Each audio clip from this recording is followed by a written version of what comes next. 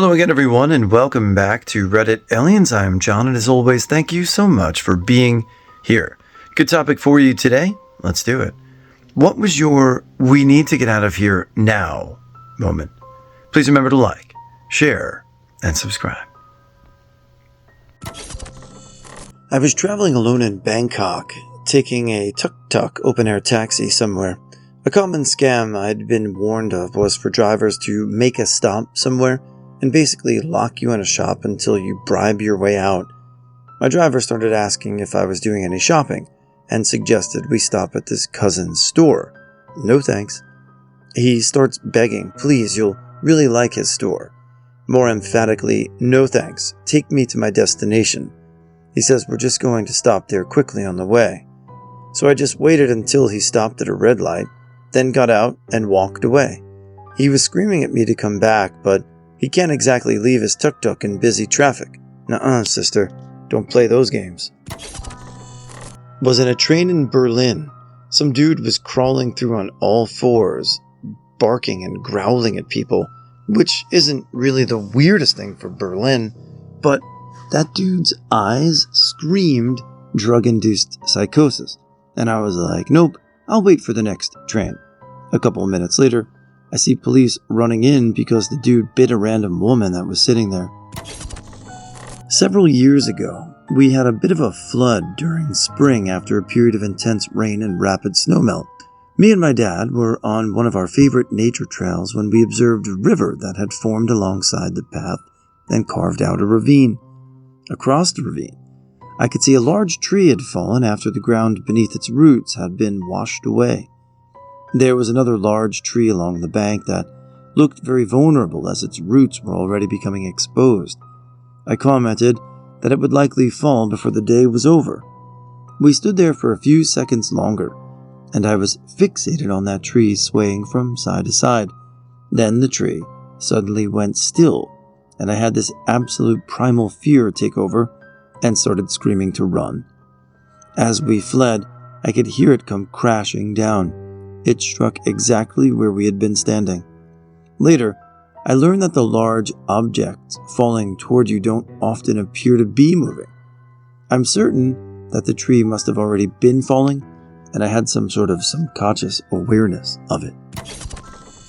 I was at a party and had too much to drink. The owner of the house let me sleep in the den while everyone else continued to party. There were a few times he opened the door to check on me. It felt like he wanted to see if I was asleep. It made me feel uneasy, so I left discreetly and drove home drunk. He ended up R-ing a female friend of his later that year. She got drunk and passed out at one of his parties.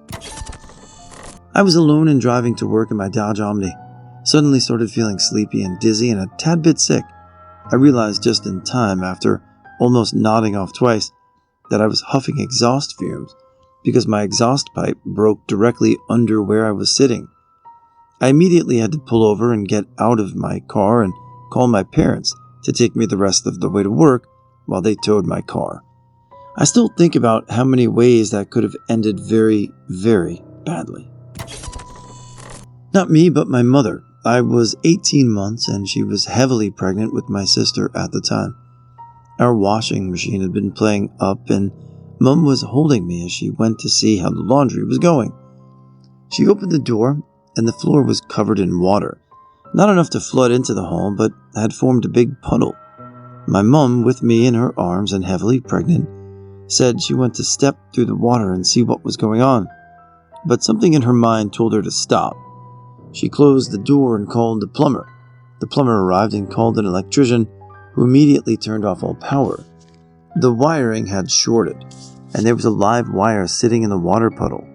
Had my mother stepped in it, in bare feet too, this was Australia, she would have been stepping in enough voltage to kill her, and I guess me, so I was in her arms. There was nothing odd about the water, other than it being all over the laundry floor. But I'm glad my mother followed her instincts and didn't step in it. About 2 months ago, I'd stayed up past my usual bedtime, and as soon as I got in bed, I smelled something odd and was hearing some inconsistent banging and clattering from downstairs. I don't live in a great neighborhood, so None of this was unusual, but I got out of bed to check anyway and saw flames licking up the side of the building. Yelled at my wife to get out of bed and threw on some clothes, and we hightailed it out. Our building had a shared wall with the next, and that one had an apartment on the ground floor, fully engulfed by the time we made it outside. Ended up condemning the whole building. I was the first one to call 911, having been jerking myself awake in the night pretty consistently since then. When my daughter was in 3rd grade, she came home talking about a new friend she had at school called Sally. It was Sally this and Sally that for weeks. Toward the end of them, she came home and said that Sally was having an end-of-year performance at her church, and she asked if we wanted to go watch it. We thought, why not? We went to the church to watch it, and almost as soon as we walked in the door, we regretted it. It was in a warehouse, number one. Plus, someone was clearly assigned to recruit us. We had a woman named Morgan who stuck to us for the whole time we were there and kept speaking about the church and the church's beliefs, which they believed that God was a woman who they referred to as Mother. We were shown introduction videos for the church and finally were shuffled into a room for a family photo. At this point, my husband and I were clutching our kids and basically ran to the nearest door to our car to exit. Husband, then boyfriend, and I were living in Oakland at the time and were watching a Sunday evening BART train from Fruitvale Station into the city for a concert. While we were waiting on the platform, noticed 2 shady-looking dudes scoping us out. One appeared to be signaling to a 3rd guy, standing alone a long way down the platform. When the train pulled up, we stepped onto the car directly in front of us and sat down in the front row, immediately besides the 2 ADA seats that faced the doors or open area in the center of the car. Shady Dude and his buddy get onto the same car shortly after us, even though they'd been standing closer to another car. Shady Dude sits down in the ADA seat directly beside me, his knees nearly touching mine, on an empty train. His buddy sits down in the 2nd row of seats, immediately behind my husband. Already, the hairs on the back of my neck are standing up, and my cortisol levels are spiking. But I try to talk myself down internally and tell myself I'm just being paranoid. Moments later, the 3rd guy I suspected Shady Dude had been signaling to, who'd been standing way down the platform, stepped onto the same car but remained standing, and started looking up and down the car in both directions like he was assessing the other passengers. In a split second of panic, I placed my hand firmly on my husband's knee, turned to him, and looked him square in the eye and said quietly but firmly, "We need to get off this train now." Bless his heart to this day, he didn't hesitate or question me for even a second. We stood immediately and walked briskly through the train car's doors only a second or two before they shut behind us. So close. If there were any doubts remaining in my mind, they were immediately erased when the Shady Dude instantly sprung out of his seat and came charging toward the closed door as the train began to pull away, making eye contact with me the whole time, and then proceeded to walk down the center aisle of the train car as it pulled away, keeping pace with us and continuing to lock eyes with me for the next few extremely long seconds until the train accelerated down the platform. The train goes into a dark tunnel immediately after leaving the Fruitvale station, which was also a total dead signal zone. I knew in my gut that Shady Dude's hands would have been on me, and his buddy would have had a knife to my husband's throat the moment we entered that tunnel. Only God knows how that would have ended. Shook me to my core. I can still feel the adrenaline surge in my veins just thinking about it over 10 years later. And I'll always be grateful I married the guy who didn't even blink when my gut instinct took over. Whether it's a primal feeling or fear that maybe has been suppressed over the centuries of evolution, or that we're just caught off guard, or maybe under an influence of something, love or a drug, that we ignore that drive or feeling. But when it's there, it's good to see, at least in these instances, that people followed that drive and got out. How many times have people probably had that feeling, but we'll never hear their stories because they said, nah, and then something bad happened. My friend and I were about 16 years old, female. We went to a party and she got super drunk and passed out in a bed. I went and lay down next to her. Then her guy friend came in and told me it's all good and I could leave. I dragged her out of there by her arms and called our parents to come get us. No we, only me.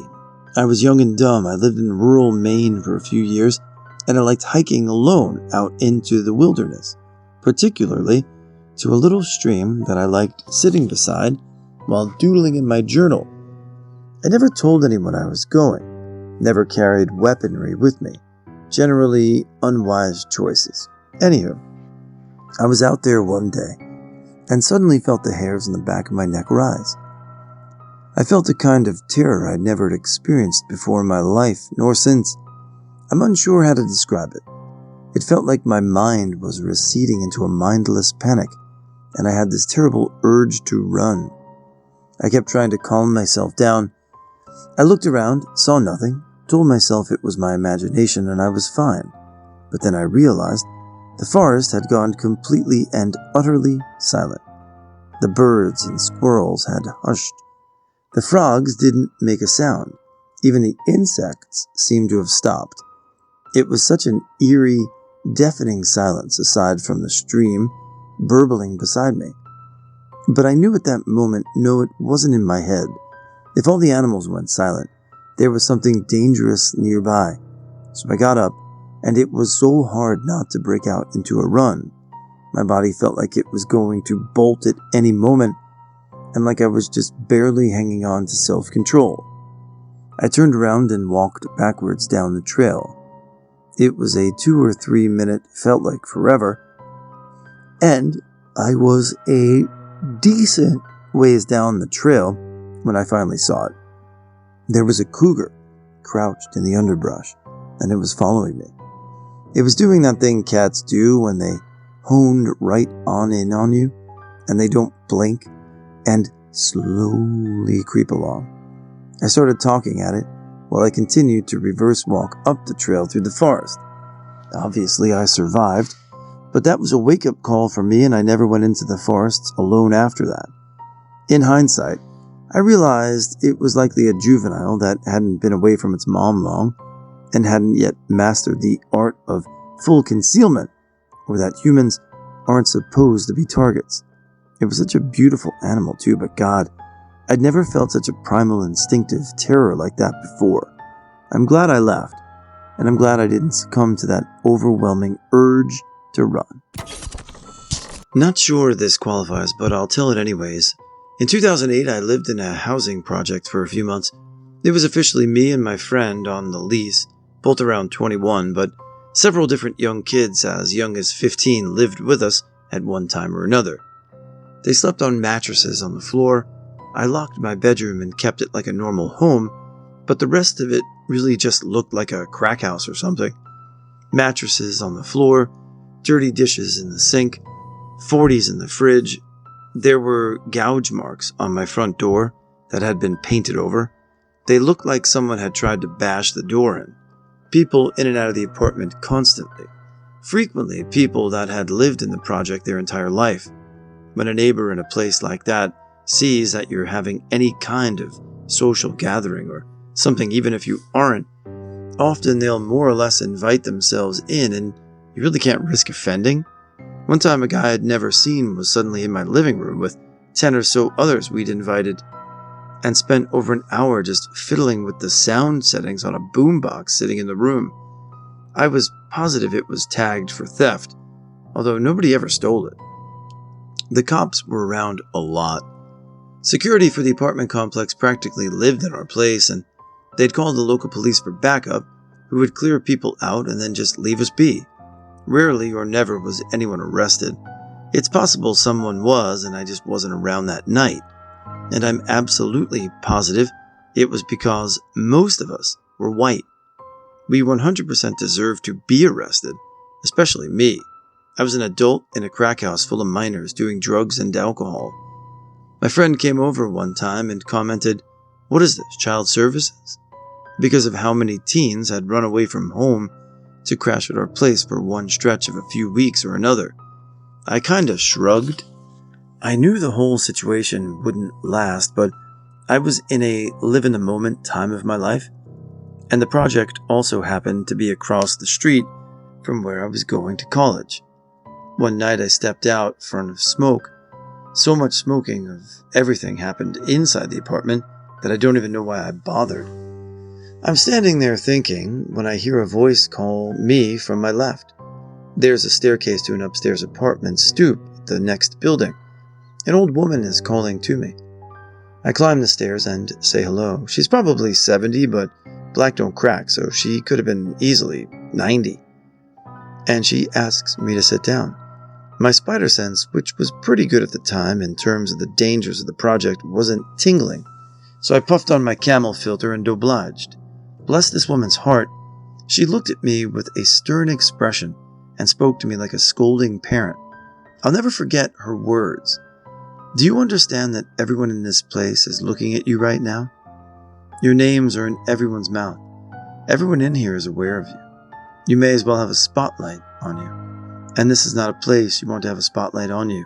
Something very, very bad is going to happen in that apartment of yours very soon, if things continue as they are. You need to leave this place as soon as you can." I told her I would, and I did. Within a few weeks, I'd moved out of there.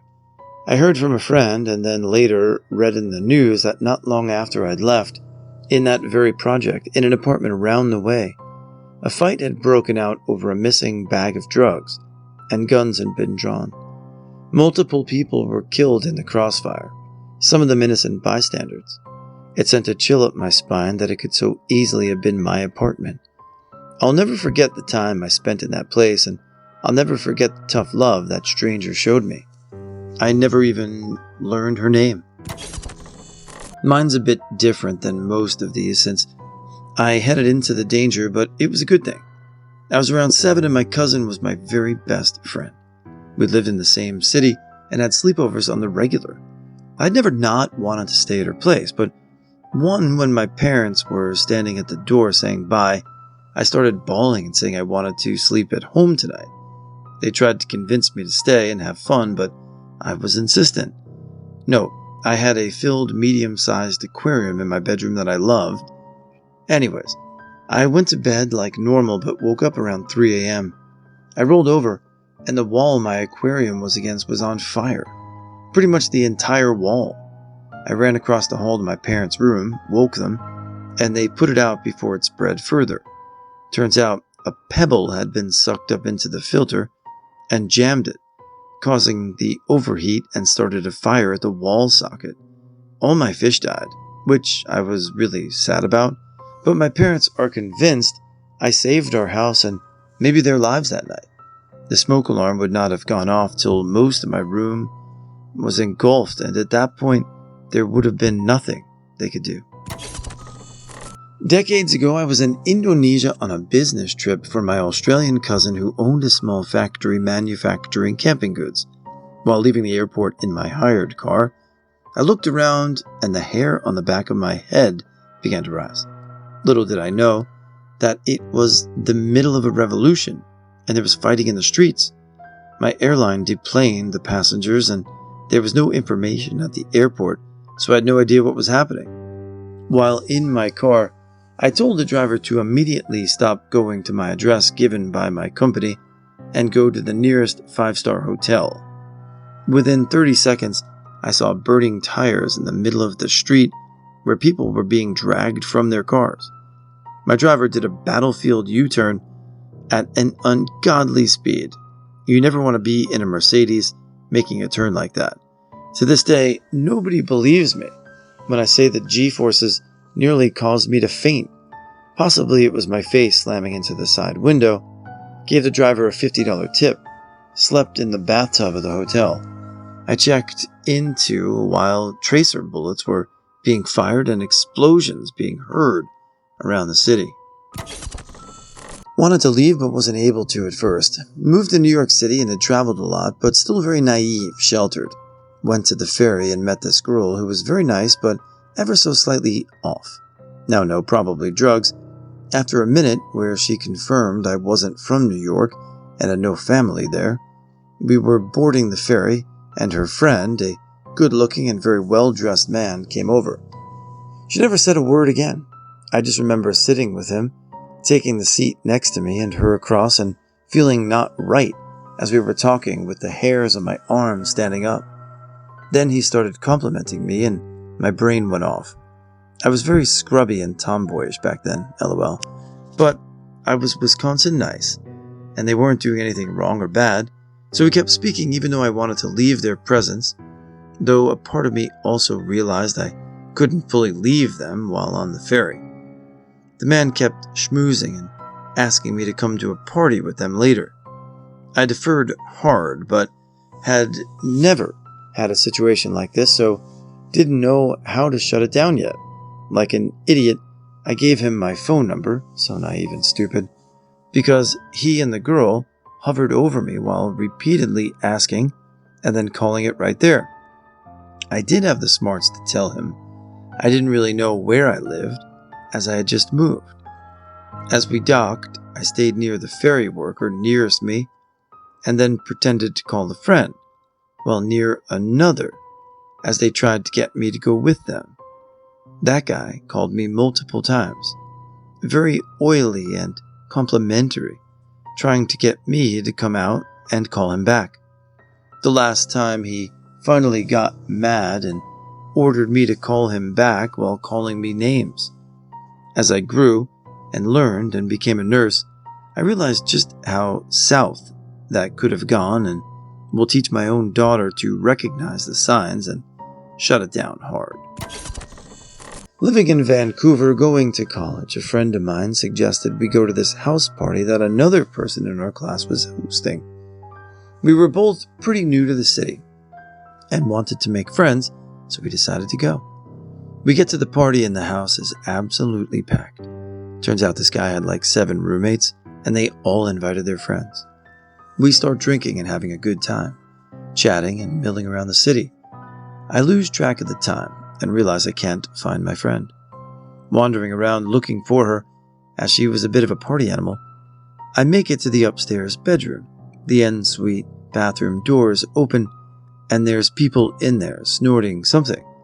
Inside the bedroom is my friend, up on something, in the bed in a cuddle puddle, they called it, with 5 guys on either side of her. Some of them didn't have shirts on. There were empty bottles everywhere. Suddenly I was stone cold sober and decided we have to leave now. Grabbed my friend, grabbed her bag, and marched her out to the curb where we could get a taxi. I'll always be okay with being the party pooper because I'm pretty sure I saved my friend from gang R that night. I was sitting in the parking lot of my then boyfriend's apartment complex with him smoking a joint at night. He had just gotten a used BMW that was in great condition. The neighboring apartment complex housed many known gang members he grew up with, but had to part ways with due to their lifestyle. One gang member in the other complex had the same BMW as my ex in black. My ex's car was not black, but it was dark colored and looked black at night. I suddenly got a terrible feeling and said, "I think we should go," to which he dismissed my concern. I didn't let it go and said it a few more times until I practically yelled at him saying, "Let's go right now. I'm not playing games." And he reluctantly started back out of the spot. 4 spots down, we noticed someone creeping in between other cars in the lot and had to pass him to exit the complex. The guy was holding a short-barreled AK-47 rifle. My ex called his old friend and asked them what was going on. And we found out that dude we saw almost killed us because he thought we were the guy from the other complex. Apparently, the intended target had many close calls around that time as retaliation for his actions. My ex sold that car within a week. This is back in 1999. My granddad and grandma owned a farm with a beautiful old house that dates back to the 1700s. Also, Located just across from the farmhouse was her pub restaurant, and on this New Year's Eve night, everyone was getting ready to celebrate the incoming millennium. So, by about 7 p.m., the whole village is now in the pub and the drinks are flowing.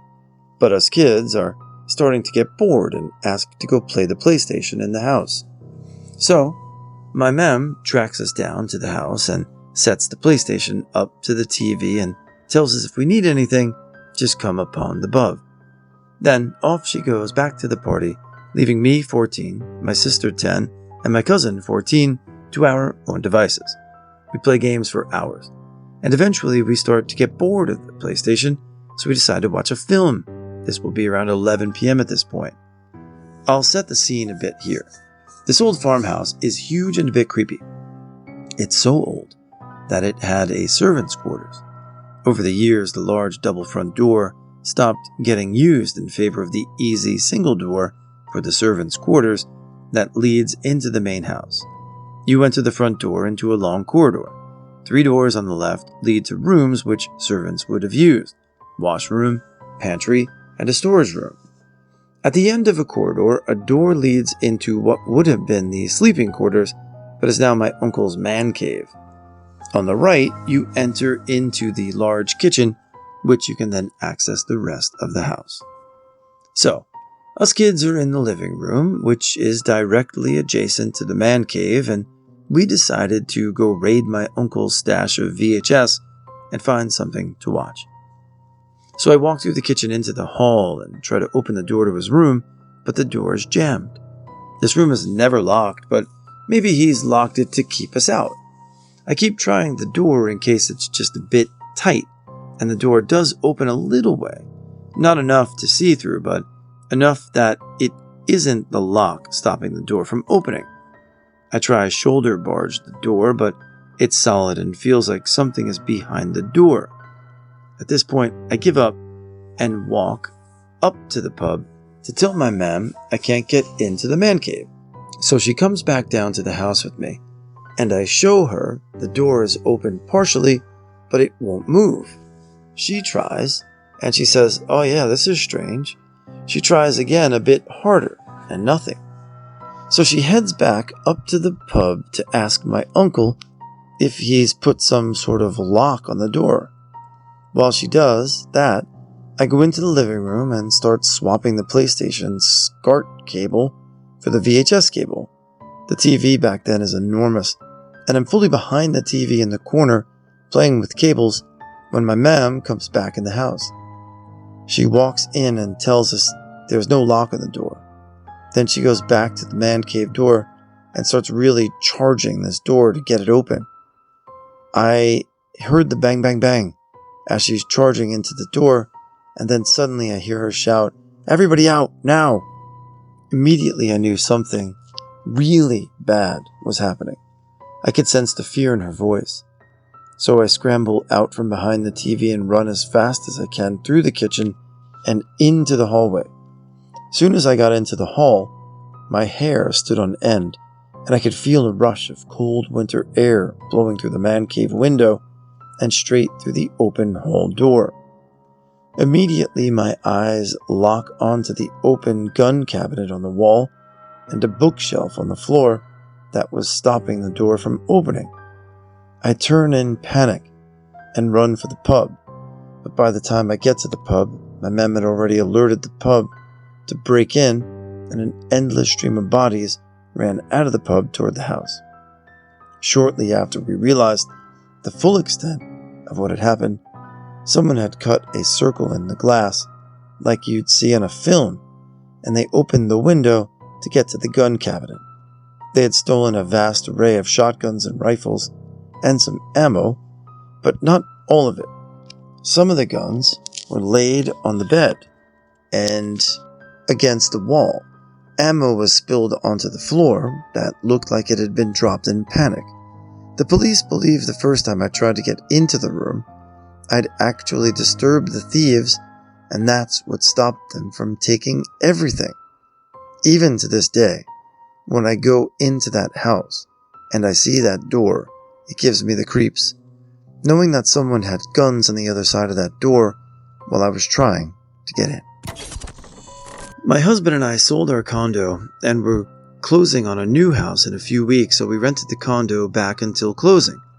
We sold at the same time as another owner, and there were new renters. They were really clearly not good people, and it was already scary being around them. Their dog attacked our neighborhood dog and nearly killed her, so we sent our dog to stay with my parents until we moved. One day, it was over 100 degrees, and they left their dog on their deck in the sun the entire day in a crate with no water. It was a small crate, and she was pregnant, and the deck is literally in the sun from 11 a.m. until dark, with the people being gone that entire time. Someone called animal control, who sent fire trucks, cops, etc. I happened to be getting out of my car when they showed up, so they asked me to let them in and how to get to Unit X. As I walked up the stairs, not in the same area as my condo, so I didn't know this, I realized that they had cameras set up outside their door, so I knew they would assume I had called. I hadn't. I was not home. Firemen ended up scaling the building, getting the dog down, find the owner, etc. I talked to the cop, who had asked for help, and told him I was concerned about the cameras and that they'd blame me for calling, and he basically said, "Why would you be concerned?" I even ended up going to the police station in tears a few hours later because I was so scared of what he'd do, but a cop just said I had nothing to worry about despite the criminal record of this guy. A few hours later, I heard someone outside my deck screaming. My husband and I go out and see the guy who lives there waving a gun at me, screaming about what he would do to me. I was trying to be nice and de-escalate, and thank God my neighbor heard and called 911, who heard the whole thing. My husband is the chillest human ever, and was absolutely panicked and trying to calm him down. Finally, he just walked off, but we decided that second we could never be there again. We packed a quick bag, stayed with a friend overnight. I hired someone to come back the next day long enough to pack the entire condo and get a storage unit. I never went back. That night at our friend's house was absolutely terrifying. We were so scared because he had done thousands in damage to both of our cars, and the police, again, just said there's no proof. The guy didn't even get questioned for pointing a gun at people. We heard later he wasn't in his right mind and he felt bad and wanted to apologize. Absolutely not. No thanks. Not me, but a guy my mom worked with decades ago. He and his family were on vacation at the beach. The water started rolling way out, and his wife suddenly got up and said that she wanted to leave. He and their 2 teenagers objected because it looked cool. She did not have a concrete reason for wanting to leave. She just had a bad feeling about how the ocean looked. The guy said his wife had never done anything like that before, and he figured she didn't feel well, and then the ocean, looking so strange, just pushed her over the edge with acute homesickness or something. But his wife's behavior was weird enough to him that they grabbed their stuff and headed back toward the hotel so she could rest. And that's how they survived the tsunami in Thailand back in 2004. They barely made it. The wife apparently had no idea why she wanted to leave, just that something was giving her a bad vibe, like she had never felt in her life. Personally, I assume that at some point in her life, she had learned and mostly forgotten the fact that a tsunami starts with the water receding very far, and that when she saw it, she couldn't quite remember learning that fact, but it was just floating around in her subconscious.